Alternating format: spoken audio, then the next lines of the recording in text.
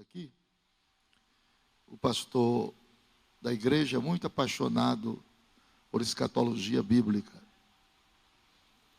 E nós estamos vivendo uma época que essa matéria se faz muito necessário ouvir com mais intensidade.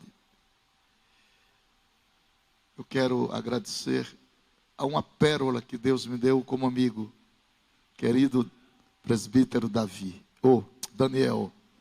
Eu tenho uma mensagem sobre o seu nome, o DDD de Daniel. Descagem direta à distância. Daniel discerniu, decidiu e dedicou. Então ele é muito querido e muito precioso. E me levou hoje para sofrer. Hoje foi um sofrimento, no chamado Coco Bambu. Ele me levou lá. Muito obrigado, Daniel. Você é muito querido. E eu escrevi 2 livros agora, há uns 3 meses passados. Um tratado de escatologia com o título Desvendando os Mistérios do Apocalipse. São 2 volumes.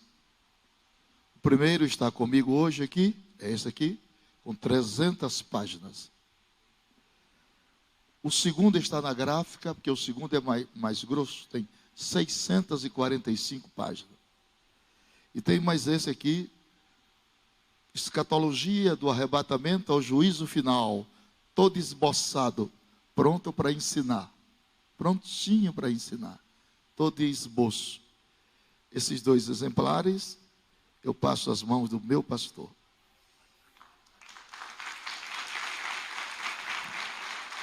Obrigado. Convido agora a igreja para nós abrirmos a palavra de Deus. Isaías capítulo 41.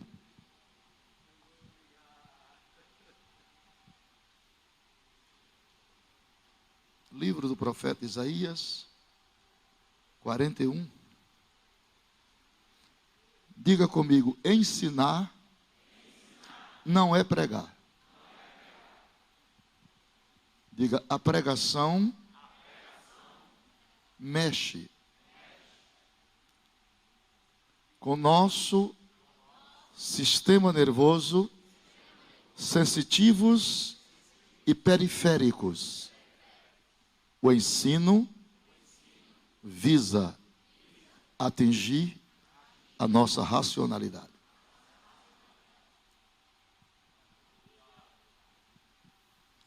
Quarenta e um, versículo 22 e 23. Tragam e anunciem-nos as coisas que hão de acontecer.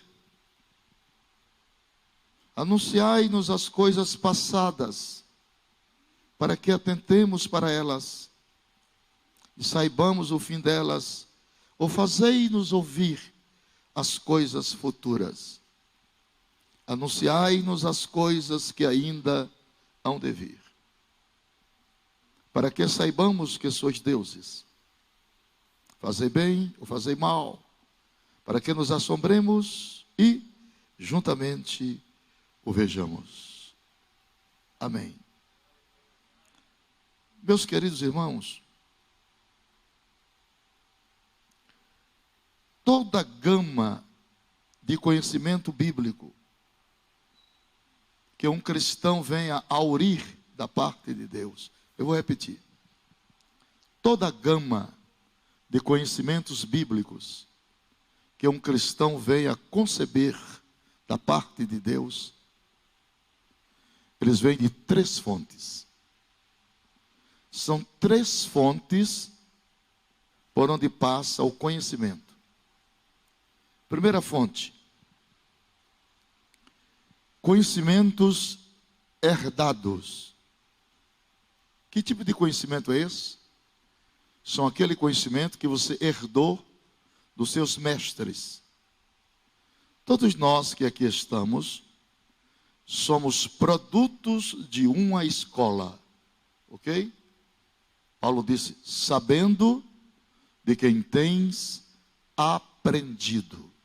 Então nós somos produtos tinha uma escola. Conhecimentos herdados é o conhecimento que nós recebemos iniciando a nossa fé, daquele alfaiate espiritual que coseu as nossas primeiras roupas espirituais. O professor da escola dominical, lembra dele? Agradeça a Deus pela vida dele. Conhecimentos pesquisados são os conhecimentos que todos nós adquirimos por pesquisas nos livros que alguém escrevera. E a terceira fonte do conhecimento é o conhecimento revelado. Esse você não aprende de homens, esse você não aprende dos livros, esse você aprende diretamente de Deus. Eu sou testemunha de homens simples e leigos, e muitos que eu conheci não sabiam ler nem escrever. Mas quando dava a oportunidade para eles falarem, a revelação de Deus vinha como um manto sagrado sobre a igreja. Outra coisa, quando você para de orar, para de jejuar e para de examinar a Bíblia, você exerce mais força para pregar. Porque o corte do machado está embotado, está cego. E quem já trabalhou com ferramenta cega, sabe o sacrifício que é. Mas quando o corte do machado está afiado, triscou, corta. Não precisa botar força. Quem afia corte de machado de pregador é jejum, oração e leitura da palavra de Deus.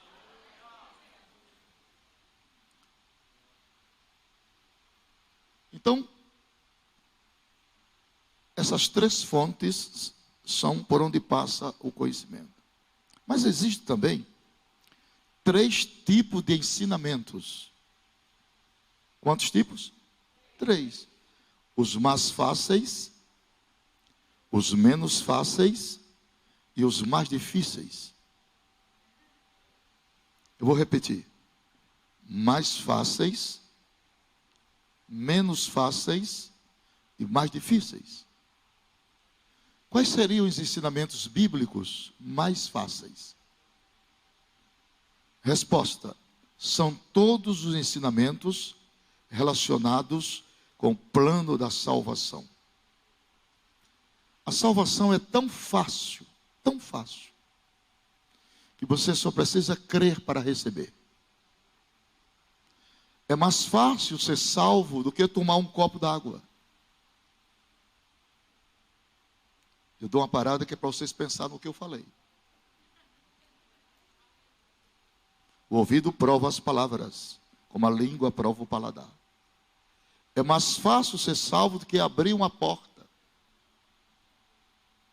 É mais fácil ser salvo do que sentar numa cadeira. Deus reduziu a nossa salvação a um nível irredutível. Não precisa carregar pedra e subir 365 degraus para pagar a promessa. A obra já foi feita, eu recebi e você também recebeu. Então, agora vem as doutrinas menos fáceis, a intermediária. Está entre a mais fácil e a mais difícil. Qual é? Dons espirituais. E aqui está a figura do pastor. Se ele solta muito, o povo fica fanático. Se ele segura demais, o povo fica frio. Quando Deus colocou uma nuvem no deserto, Deus deu uma lei para Moisés. Diga ao povo, para não andar nem na frente da nuvem e nem atrás da nuvem. Deus estava ensinando a Moisés duas coisas. Número 1, na frente da nuvem, fanatismo religioso. Atrás da nuvem, formalismo religioso. Debaixo da nuvem. Porque a vitória não é de quem corre, a vitória é de quem chega. Porque muitos correm, mas não chegam, cansam no caminho. Eu já estou há 52 anos nessa batida. Não cansei não. Mas não pode correr demais. Você tem que conhecer os seus limites. E tocar a vida espiritual como ela precisa ser tocada. Amém?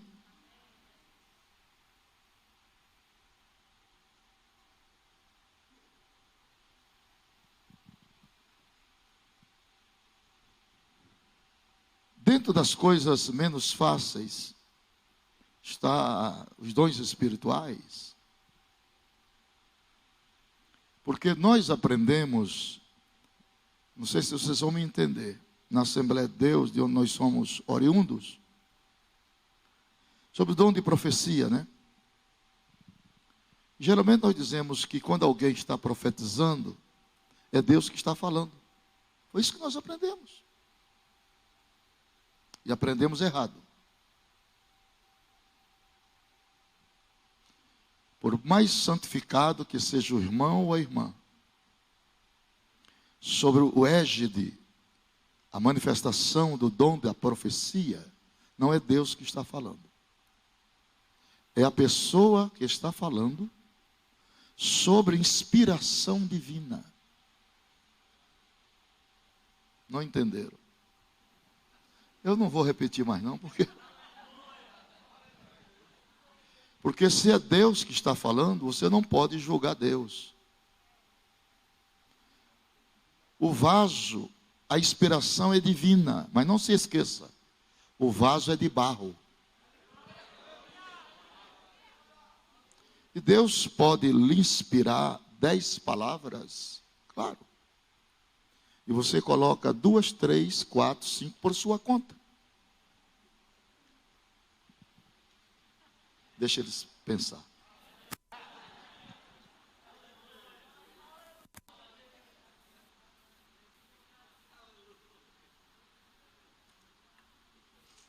Agora, quando eu prego a palavra, aí é Deus falando. Que a palavra é a verdade. E verdade granítica. Quer dizer, verdade absoluta. Uma diferença conceituável entre o fato e a verdade.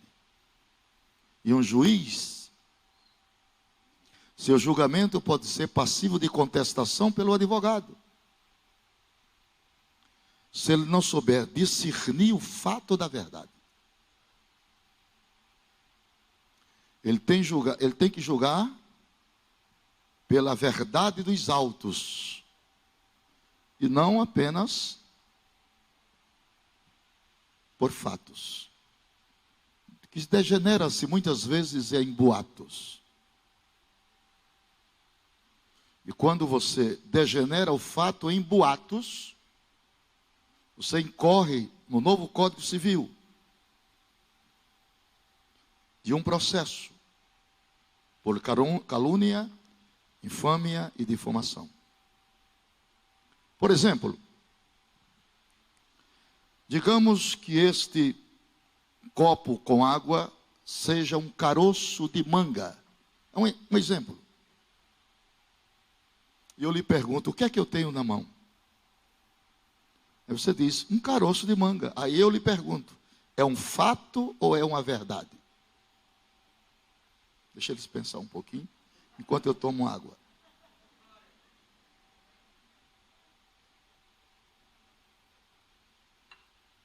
E aí, pastor Clemente? Como é que a gente fica nessa? Caroço de manga está aí, esperando a resposta. Como fato, é um caroço de manga. Mas como verdade, é um mangueiral. Porque é uma semente que na proporção que eu planto, aparece mangueira. Moral da história, jurídica. Nas nossas vidas íntimas, os homens conhecem os fatos, mas só Deus e você conhecem a verdade. Bata no ombro do seu irmão e diga: fato é uma coisa, verdade é outra.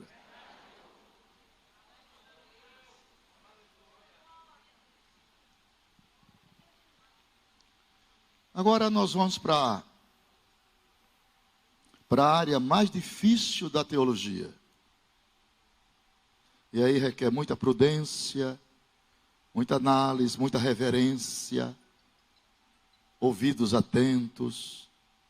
Porque mesmo no século chamado das luzes, o índice de analfabetismo espiritual, doutrinário e bíblico é muito grande.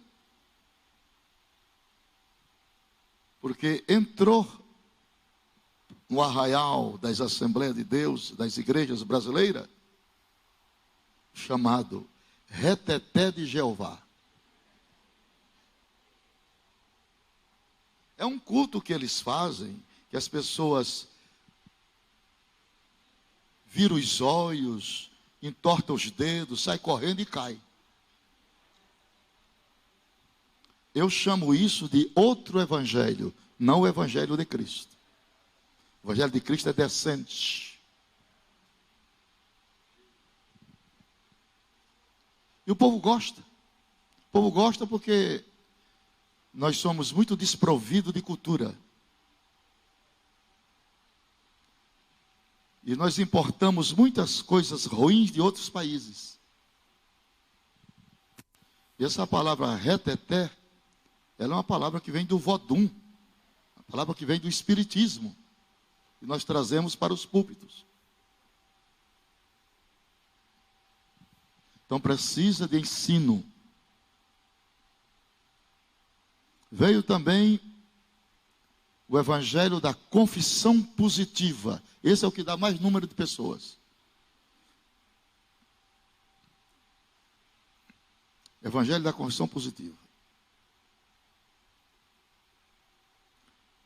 Você não precisa ser pobre, você tem que ser rico. Você vê uma casa, uma mansão, aí você olha para ela, fica gestante dela. E diz: essa mansão será minha. Vai trabalhar, para com isso. É do suor do teu rosto que comerás o teu pão.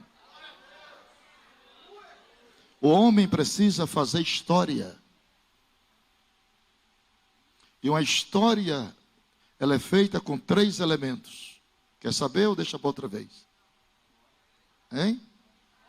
Parece que vocês estão meio desanimados. É nada, ou é impressão minha? Impressão. Uma história é feita com 3 elementos: sangue, suor e lágrimas.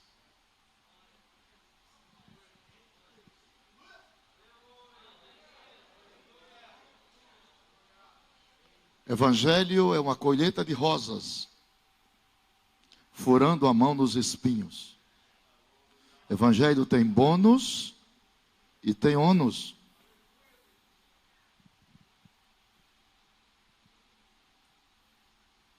E aí, eu estava nos Estados Unidos, liguei à TV, tinha um pastor, que vocês conhecem, eu não vou declinar o nome por questão ética. Tá? Um pastor de vulto internacional, pedindo perdão, em rede nacional na América, por ter enganado tantos crentes pedindo dinheiro. Isso é de evangelho da prosperidade. Ele não sabe o que é prosperidade, irmão. Prosperidade é ter saúde física, mental, espiritual, casamento estável, nome escrito no livro da vida. Se isso não for prosperidade, eu não sei o que será. Buscai em primeiro lugar o reino de Deus e a sua justiça, e as demais coisas. Hoje as pessoas correm atrás de coisas e não de reino. Eles querem coisas, mas não querem reino. Eles querem um evangelho sem compromisso. Diet, light e denorex. Mas o evangelho é compromisso. Quem aqui tem compromisso com Deus? Estamos no lugar certo. Vamos para as coisas mais difíceis. E como eu só tenho 2 dias, que é uma pena, se vocês sentirem Deus, pastor, para o ano, quem sabe, 8 noites. Aí dá para fazer alguma coisa. De estudo bíblico. Com os Chagas cantando. Hoje eu tirei, dentro da escatologia, eu tirei um assunto que está sendo muito debatido em nossos dias, dado à ala dos reformados. E tem muitos crentes, e eu vim aqui trazer um antídoto, um preventivo para vocês não entrar nisso, na área dos reformados. Então, qual é o assunto que eu trago hoje? Tirei da escatologia bíblica um assunto para falar hoje. Ele está em Mateus 24 e 21. Esse é o assunto da noite. Mateus 24 e 21.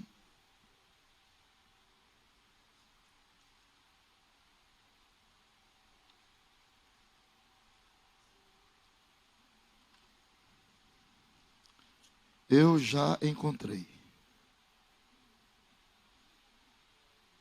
Vamos ler juntos? Vamos lá, gente? 1, 2, 3, já. Porque haverá então grande aflição, como nunca houve, desde o princípio do mundo até agora, tampouco haverá jamais.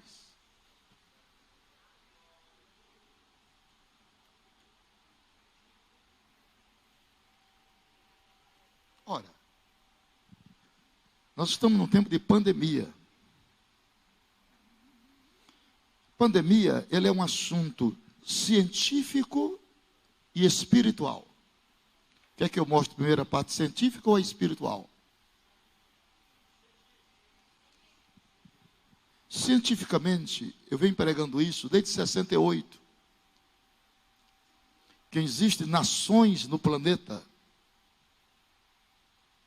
que estão fabricando a chamada bactérias da morte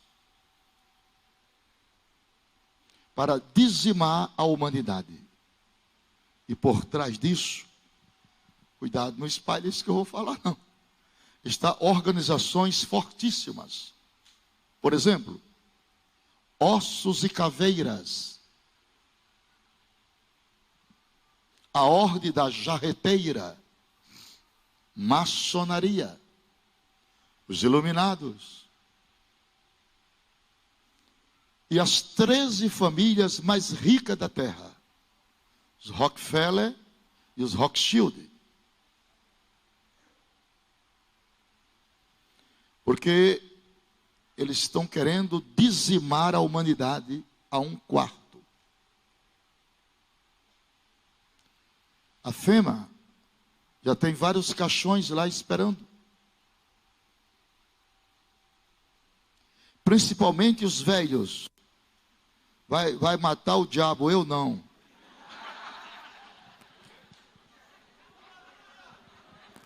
Reage aí, minha gente. Então, se querem.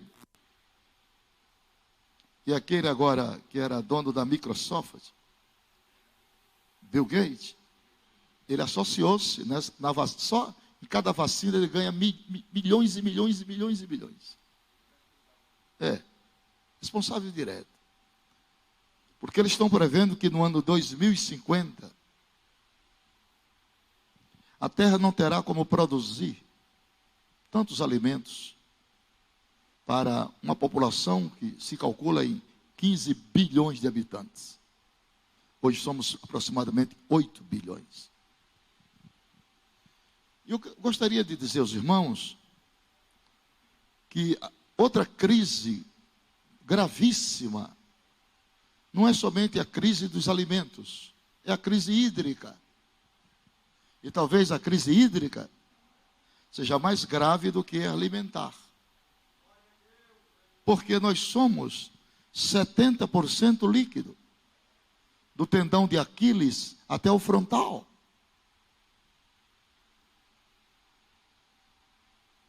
A água do planeta Terra, 97% é salgada. O que é que sobrou para nós? 3%. 1,5% está poluída. Temos que sobreviver com 1,5% de água doce. Os mananciais estão secando. A evaporização, desmatamento, desenfreado das florestas, o grande buraco na camada de ozônio, que é o filtro protetor da nossa vida. O urubu se alimenta de carniça. Mas onde é que ele faz a digestão? Na camada de ozônio. Se rompe isso, nós ficamos sem proteção. E o câncer de pele começará a adentrar a humanidade. Então tem que sobreviver com 1,5% de água. Aonde está isso? Vamos abrir a Bíblia? Livro do profeta Ezequiel. Capítulo de número 4. Versículos 16 e 17. Se você já colocou ali, quem é esse menino? Oh, meu filho, eu vou te dar um presente depois do culto. Você é ligeiro no gatilho, vou dar uma oração a você. Ezequiel 4, 16 e 17. Vocês podem ler comigo? Olha lá, está no telão. Vamos lá? 1, 2, 3, já.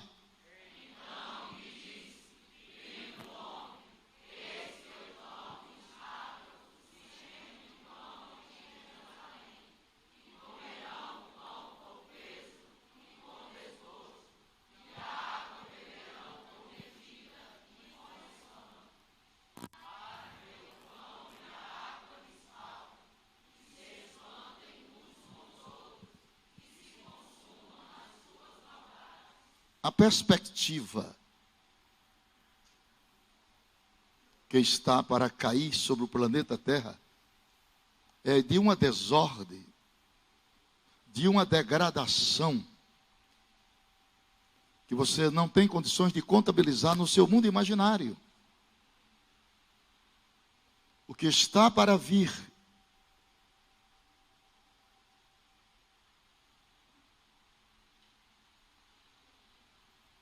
em Mateus 24, 8, Jesus falou das dores da parturiente. Sim? Segundo a ciência, uma mulher, para dar à luz, ela pode sentir de 60 até 100 contrações.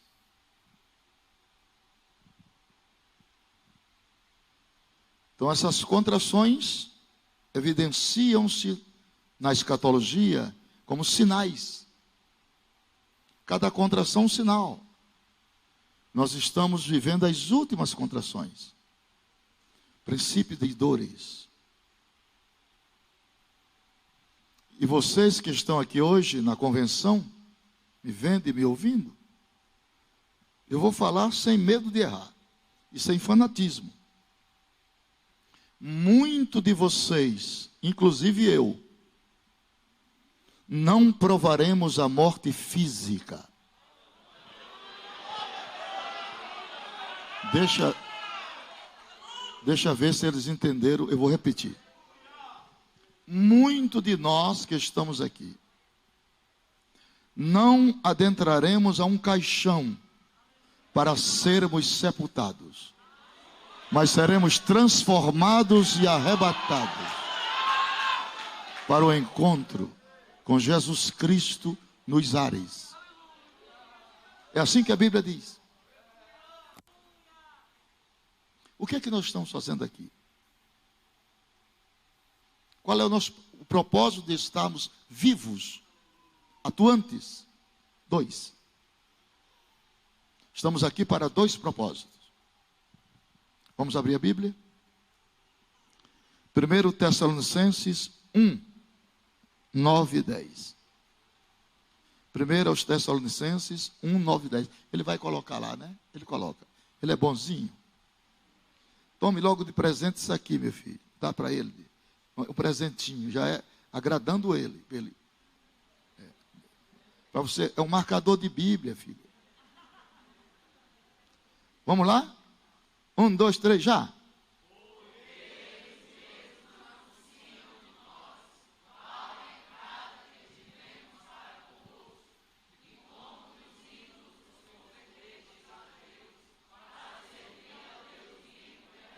Primeiro propósito de estarmos aqui: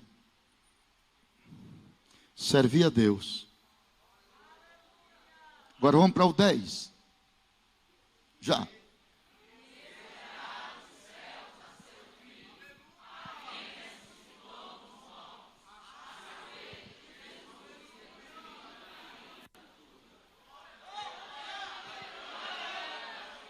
Será que eles entenderam? Quais são os 2 propósitos pelos quais estamos aqui? Servir a Deus e esperar Jesus. Tem mais nada. Servir e esperar.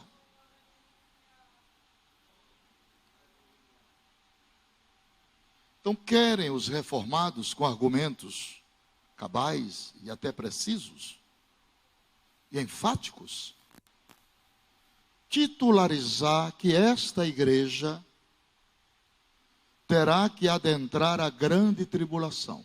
Olha, veja o que diz 1 Tessalonicenses 5, verso 9.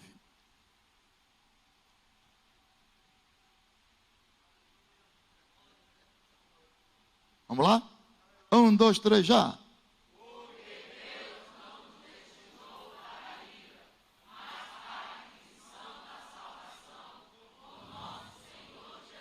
Salvação aí é livramento. O pau quebra na terra, mas a igreja já estará lá. Eles não entenderam direito. Eu não vou repetir e vamos prosseguir.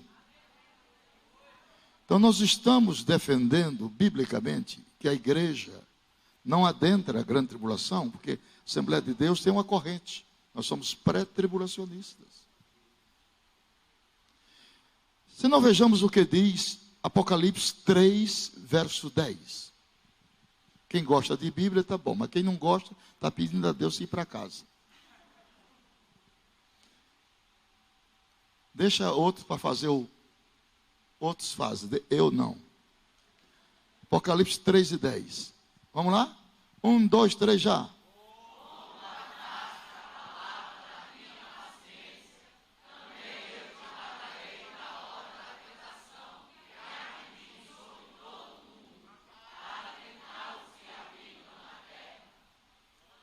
Carta à igreja em Filadélfia.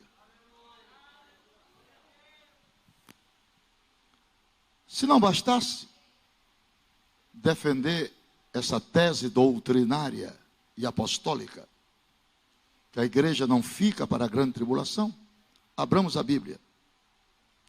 1 Pedro capítulo 2, versos 5, 6 e 7.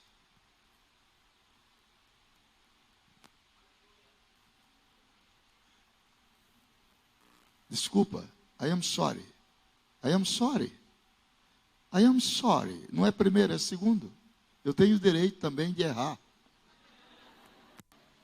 2 Pedro 2, 5, 6 e 7. Vamos lá? 1, 2, 3, já.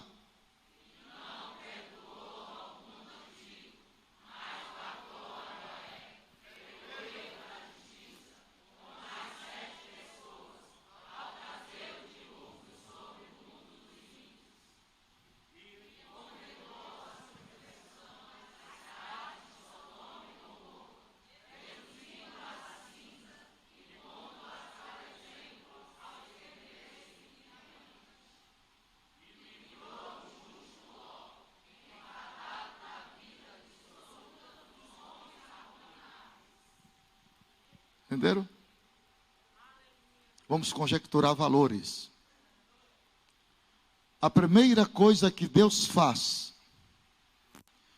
antes de sancionar juízos coletivos, eu vou repetir. A primeira coisa que Deus faz, antes de sancionar juízos coletivos, é tirar os justos.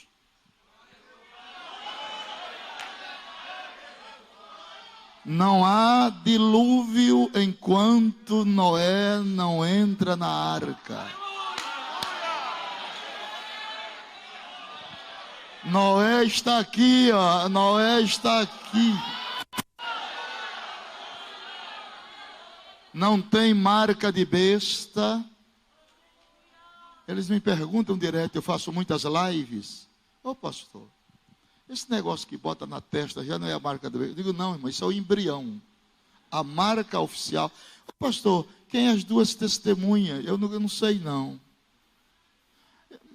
Mas eu acho, você acha? Você acha o quê? Eu acho que é Enoque e Elias. Não, às vezes eu acho que é Moisés e Elias. E o senhor sabe, eu não sei não. Você quer saber quem são as duas testemunhas? Quero. Fique para a grande tribulação.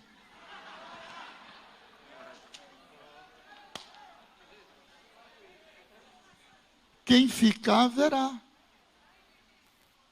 Elas duas vestidas de saco e profetizando por 1260 dias, 3 anos e meio, que é um tempo e metade de tempo.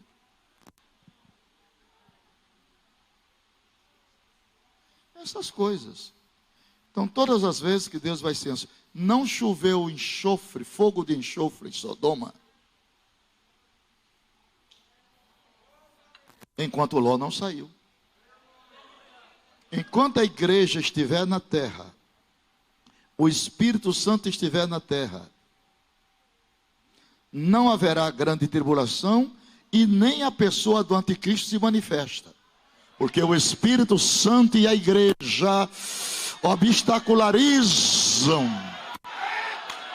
Levante a mão e dê glória para Jesus forte. Só há um que resiste, até que do meio seja tirado.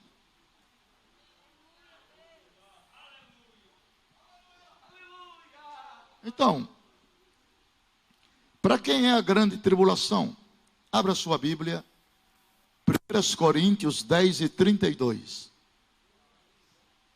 1 Coríntios, capítulo 10, verso 32. Você que nunca mais folheou a Bíblia, aproveita para folhear. A Bíblia está empoeirada em casa, agora é hora de abrir, de examinar, de marcar, de ler. Já colocou lá. 1, 2, 3, já?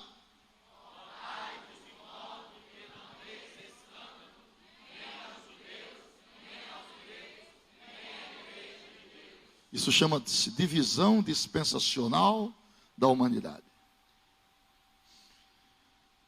Por que é que eu não uso kippah? Por que é que eu não uso talitre? Por que é que na minha igreja não tem a arca? Porque por aí eles fazem, inventam tudo isso. Um dia eu cheguei, dia de Natal, numa igreja, estava o pastor vestido de Papai Noel. Eu não entendi mais nada. É uma coisa agnóstica, deprimente, né? Falta de conhecimento. Aqui tem um, não tem? Se veste de Papai Noel, está dizendo. Aqui tem um pastor que se veste de Papai Noel. É uma tristeza. Então, Deus divide a humanidade em 3 grupos. Judeus, que são os descendentes de Abraão, descendentes de Isaac e descendentes de Jacó. Chamado de hebreus, Israel, filhos de Israel, ou israelitas. E os gregos? Gregos é chamado de gregos, nações, gentios ou estrangeiro.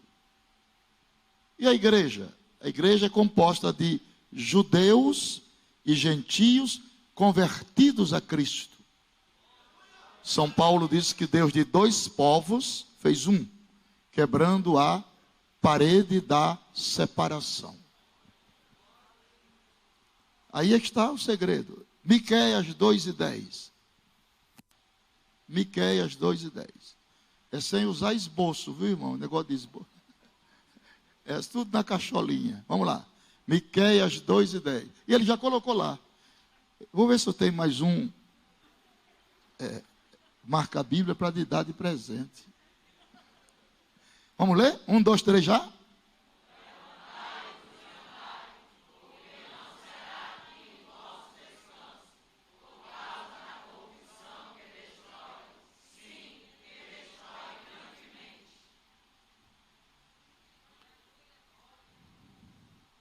Para quem Deus está falando?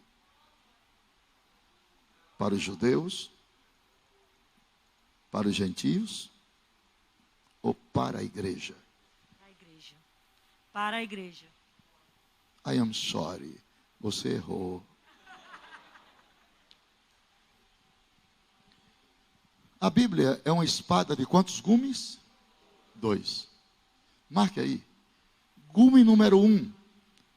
Interpretação. Gume número 2, aplicação. Primeiro se interpreta, segundo se aplica. O segredo da aplicação está na interpretação. Se interpretar errado, vai aplicar. Deus não está falando para a igreja. Deus está falando para Israel. Agora, pode ser aplicado para a igreja. Eles não entenderam. Eu não vou repetir mais não. Aleluia. Um aleluia ali. A gente tem que aprender a separar isso. Porque a grande tribulação não é para a igreja. É para dois povos. Gentios e judeus. Abramos a Bíblia. Daniel 9, 24. Daniel 9, 24.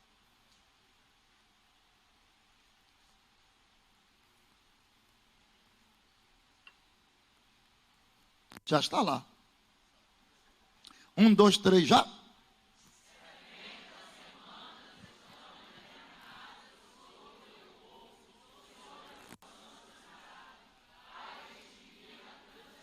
Um, 2, 3, 4. A visão 5, 6, 7. Propósito da grande tribulação é para esses 7 elementos. Imprensar os judeus no canto da parede, até sair sangue. Porque Jesus vaticinou para ele.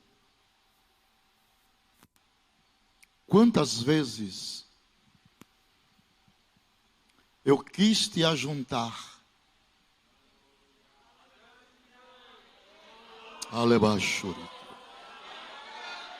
Debaixo das minhas asas, como a galinha faz aos seus pintinhos, mas tu não me quisestes.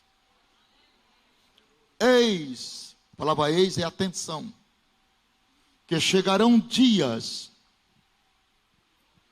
em que vos cercarão com trincheiras, e os vossos filhos serão mortos.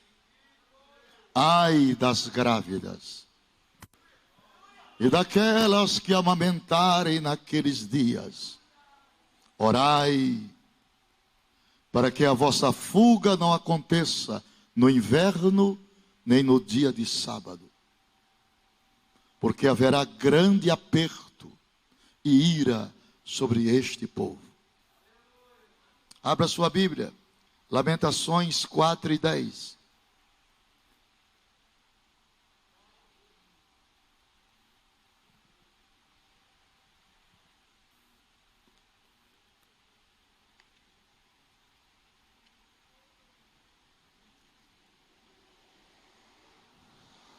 Já?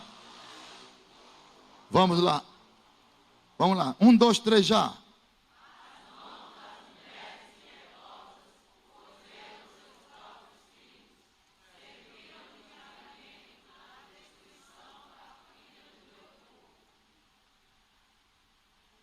Uma paradinha para o povo pensar.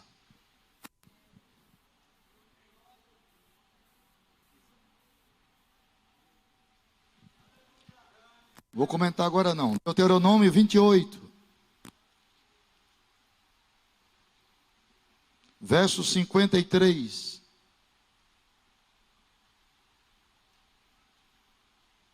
Deuteronômio 28, 53. Já está lá. Vamos ler? 1, 2, 3, já?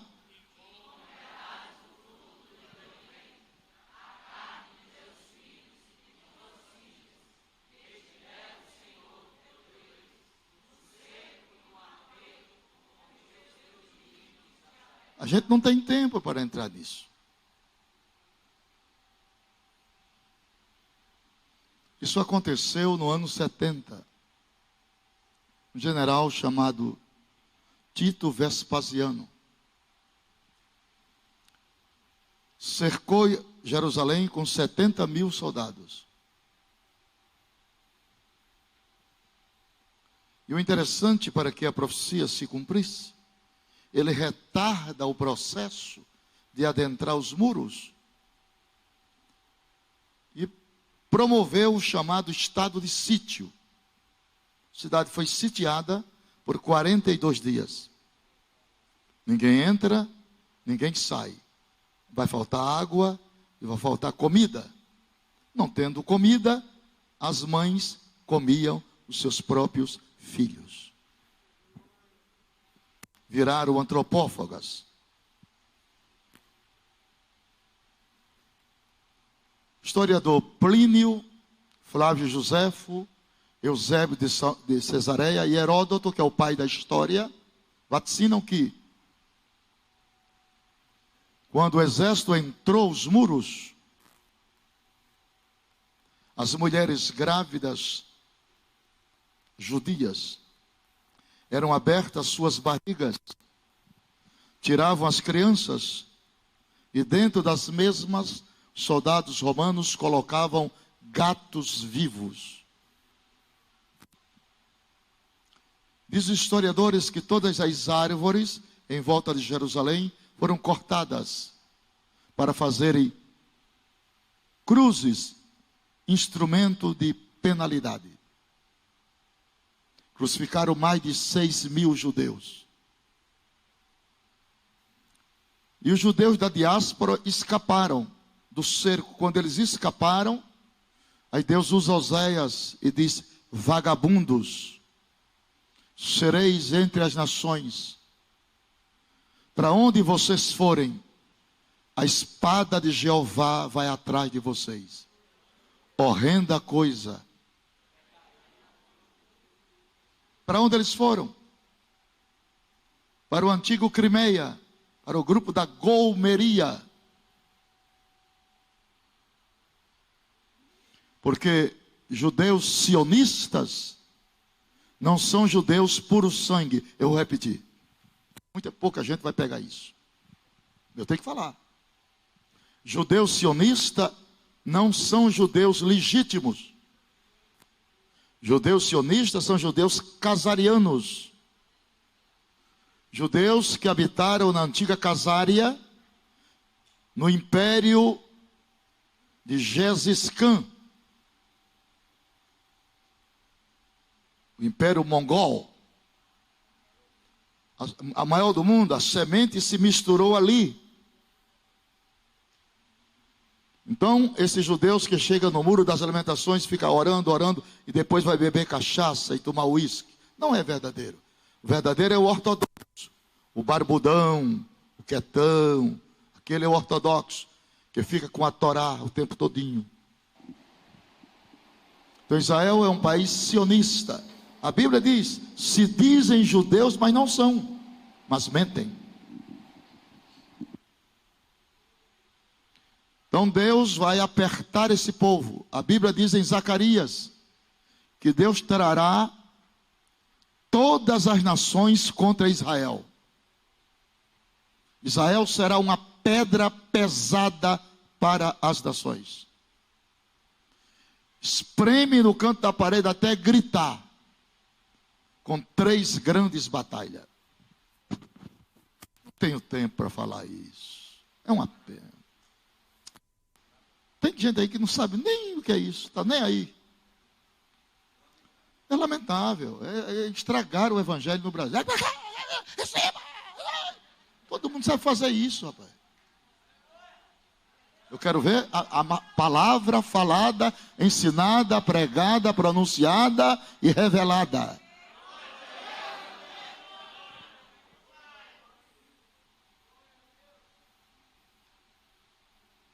Então esses judeus são falsos.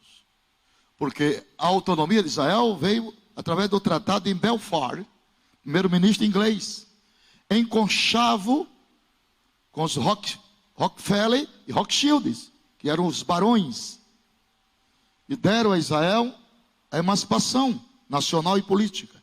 Claro que essa emancipação nacional e política foi prognosticado pelo profeta Isaías. Vejamos. Isaías 66, 8. Tudo na cabeça, meu filho. Bora lá. Quem é que está escrevendo mais ali? Aquela ali tem vocação para jornalista. Está enchendo já. Vamos lá? 1, 2, 3, já.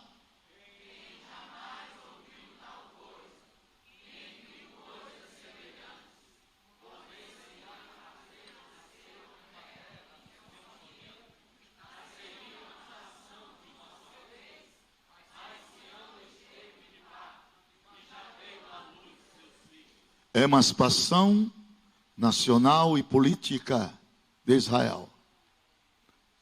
Seja que usado por quem, não interessa. A palavra tem que se cumprir. E de onde eles vieram? A primeira leva dos judeus vieram da Turquia, em 1817. Comandado por um general chamado Allenby. Como era o nome dele? Vamos ver isso. Isaías 60, verso 8. Vamos descobrir agora a chamada tecnologia de ponta. Em verdade te digo, que não perderás o teu galardão. Vamos lá, gente? 1, 2, 3, já!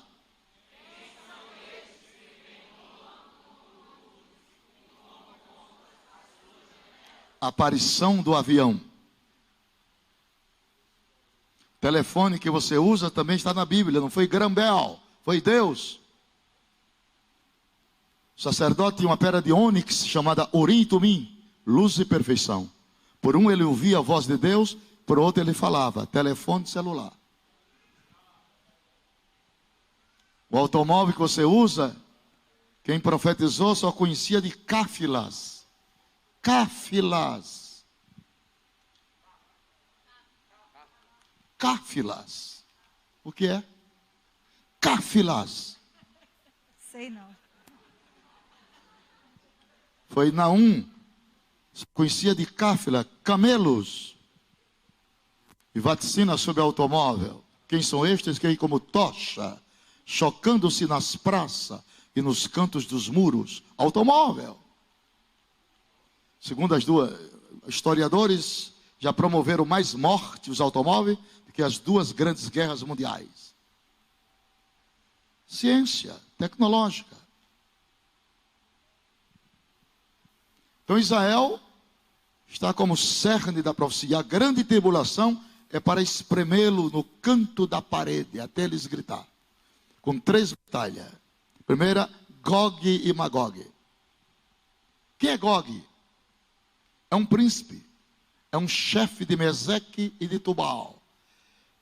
Se ele é cabeça, é chamado no hebraico de Rosh. É o que vai na frente comandando o exército da Rússia com seus satélites confederados. A palavra Rússia, língua sumeriana, quer dizer terra das trevas. Que veio Jeremias, uma panela fervendo. Para onde? Para as bandas do norte.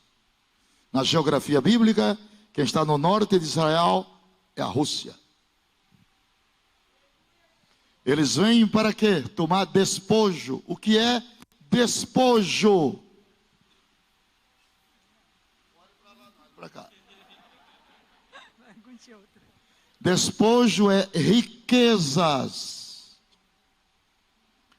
Está constatado que as riquezas do Mar Morto foi avaliado em 65 trilhões de dólares. O Mar Morto abastece toda a indústria farmacêutica do mundo.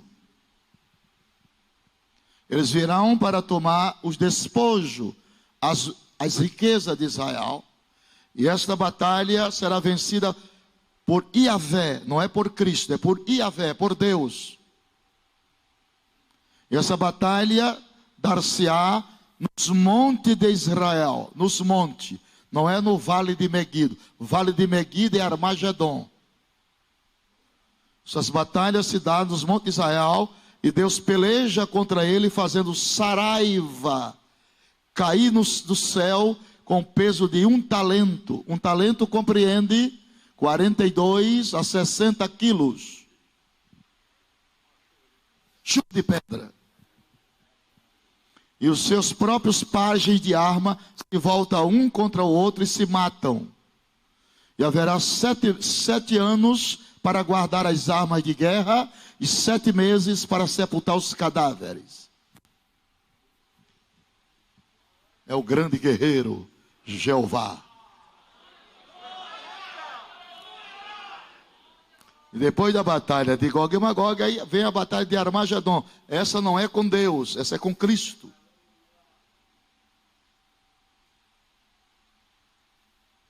E a grande incógnita, que a hora está chegando.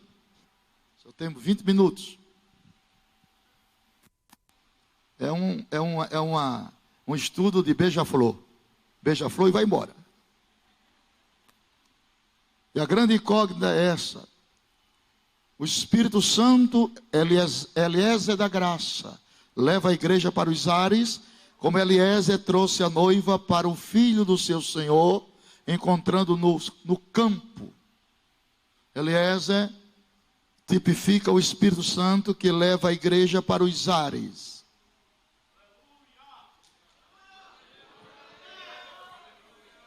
Para encontrar o filho do Senhor.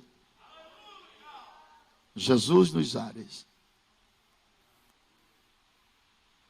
Então o Espírito Santo saiu da terra. Presta atenção nisso, para não me chamar de herege.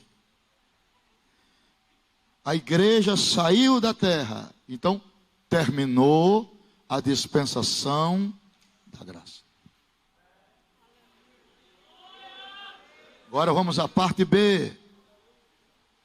Se eu fosse Deus, com essa mente mesquinha minha, após o rapto da igreja, eu fechava as portas para não abrir para ninguém.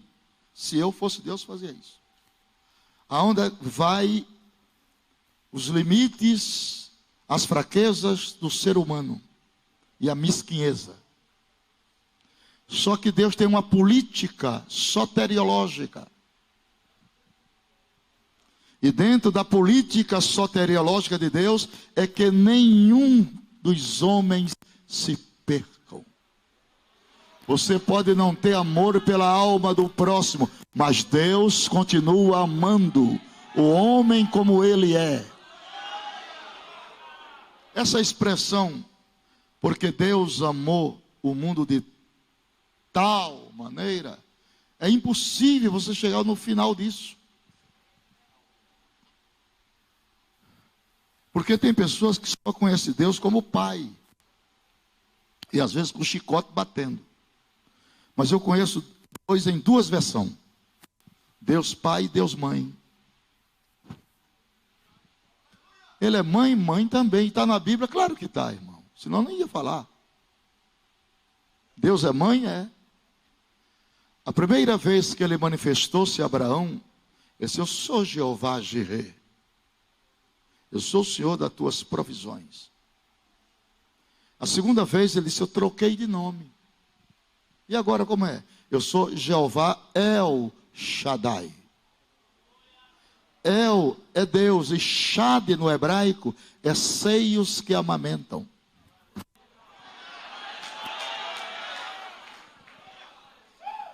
Pode uma mãe se esquecer do seu filho, a quem amamenta? Eu não me esquecerei de vós.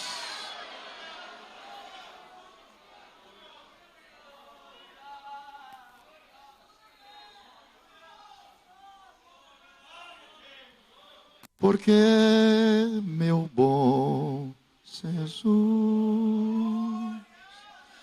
que me amas tanto assim, reconheço que sou tão faltoso, mas Jesus ainda gosta de mim. Cante comigo, vamos. Porque meu bom Jesus, que me amas tanto assim, reconheço que sou tão faltoso, mas Jesus ainda gosta de mim.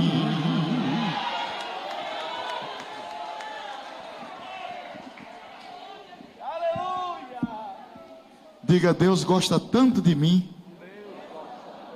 que Ele consegue me aceitar como eu sou, sanguíneo, colérico, melancólico ou fleumático. É assim que Deus me aceita.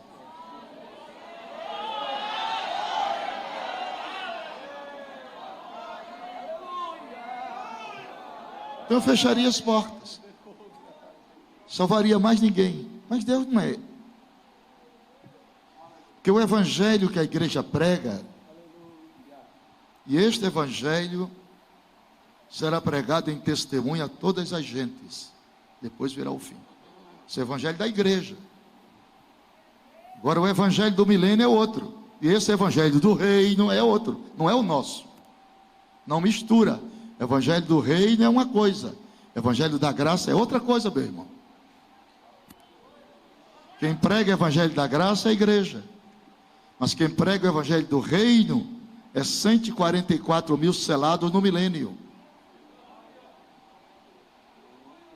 Mas tem outro evangelho? Tem. Aonde? Na grande tribulação. Meu Deus. E vai haver salvação na... Muita gente salva, mas bem-aventurados que têm parte na primeira ressurreição. Eu me levantarei, eu me levantarei, eu me levantarei na primeira ressurreição. Eu me levantarei, eu me levantarei, eu me levantarei na primeira ressurreição.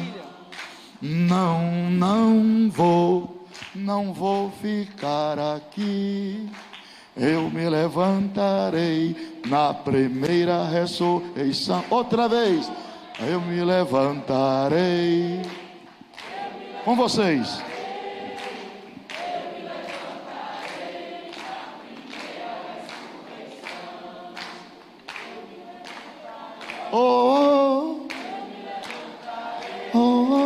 Eu me levantarei na primeira ressurreição. Amém? Então, o que é que vai acontecer? O que é que vai acontecer quando Jesus arrebatar a igreja? O que é que vai acontecer? Por que é que a igreja não passa pela grande tribulação? Vamos dar o passeio. Melhora meu som, meu filho. Vamos dar um passeio em Apocalipse? Vamos dar um passeio em Apocalipse? Olhe para mim. Eu vou citar decorado, tá bom? Olhe para mim, só olhe para mim. Em Apocalipse, a igreja é introduzida no capítulo 1. Eu vou repetir, porque vocês estão olhando para o irmão lá. Vou repetir. Em Apocalipse, a igreja é introduzida no capítulo 1. Depois ela é revelada nos capítulos subsequentes, 2 e 3, de Éfeso a Laodiceia. No capítulo 4, a igreja é arrebatada. Não tem mais a igreja na terra. Subir cá é uma tipologia bíblica do arrebatamento. E o céu é um palácio. Eu não sou crente pela cabeça dos outros, sou crente por convicção. Por isso que eu tenho permanecido. Céu é palácio. E um palácio, para ser palácio, ele tem que no mínimo ter 3 salas mais importantes de um palácio. Primeira sala, sala do trono. Segunda sala, sala do tesouro. Terceira sala, sala do banquete do rei. Na sala do trono, Deus despacha com seus súditos, os anjos.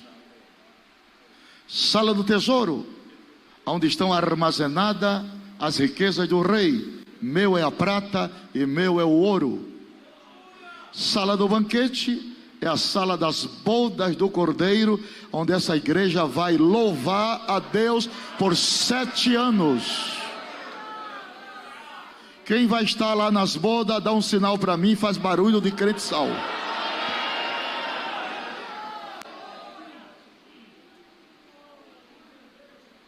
Então, tem que pensar para não falar besteira.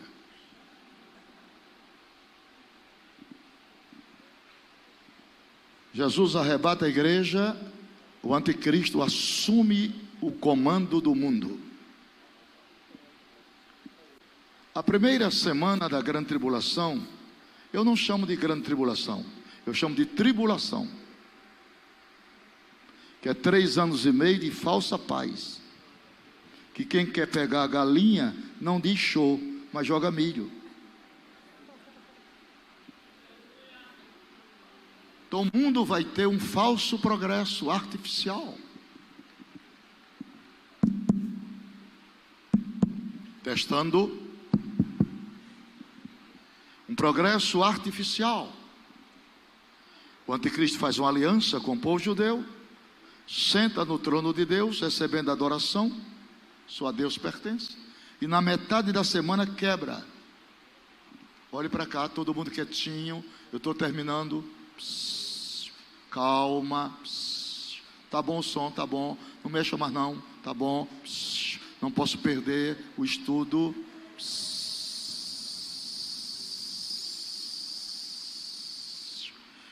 Isso aqui é um véu bem fininho, qualquer coisa tira.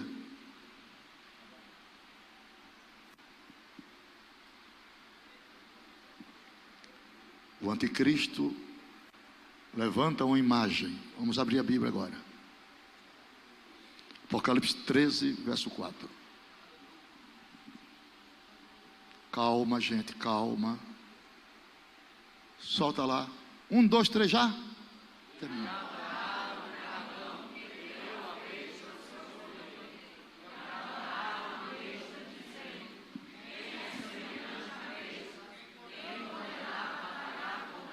Todo homem é de índole religiosa. O diabo vai pegar o homem na religião. Isso é um culto universal. A igreja foi arrebatada.